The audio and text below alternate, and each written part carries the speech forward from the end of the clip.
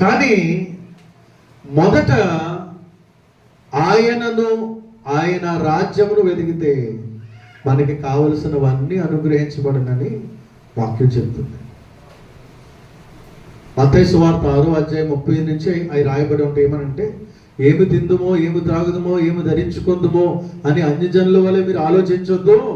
మొదట ఆయన నీతిని, రాజ్యమును వెతకండి, అప్పుడు మీకు కావలసినవన్నీ కూడా అనుగ్రహించబడతాయి. ఆయన నీతిని అంటే ఆయన దాసుని. ఇక్కడ ఆ సందర్భంలో ముందు నాకు ఇయ్యమ్మా ఆయన అంటున్నాడు, ఆయన పలుకుతున్నాడు. తర్వాత నువ్వు నీ కుమారుడు వెళ్ళి అప్పాలు చేసుకోండి.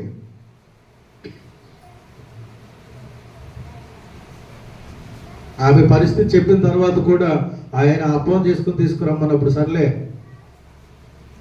ఈ 2 రొట్టెలు అవుతుందేమో ఎక్కువ, అదేదో పాస్టర్ గారు కూడా ఇచ్చేద్దామంది డిసైడ్ అయ్యి ఆమె అప్పం చేసి ఆయనకు తీసుకొచ్చి ఇచ్చింది.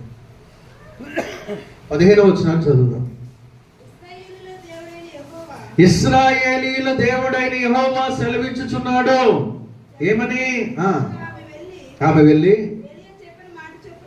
ఏలియా చెప్పిన మాట చొప్పున చెయ్యగా అతడును, ఆమెయు, ఆమె ఇంటి వారును అనేక దినములు భోజనము చేయొచ్చు వచ్చేది. దేవునికి స్తోత్రం.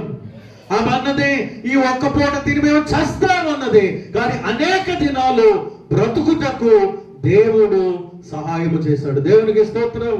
మాకున్నది కొంతే, మాకు వచ్చేది కొంతే, మేము సంపాదించేది కొంతే, దేవునికి ఇస్తే మాకెక్కడుంటది అనే వారికి దేవుడు మాట్లాడుతున్న మాట, నీకున్న కొంచెములోనే దేవునికి ఇచ్చినప్పుడు ఆ కొంచాన్ని నీకు సరిపోయేంతగా చేయగల సమర్థుడైనటువంటి దేవుణ్ణి మనం కలిగి ఉన్నాం. దేవునికి స్తోత్రం.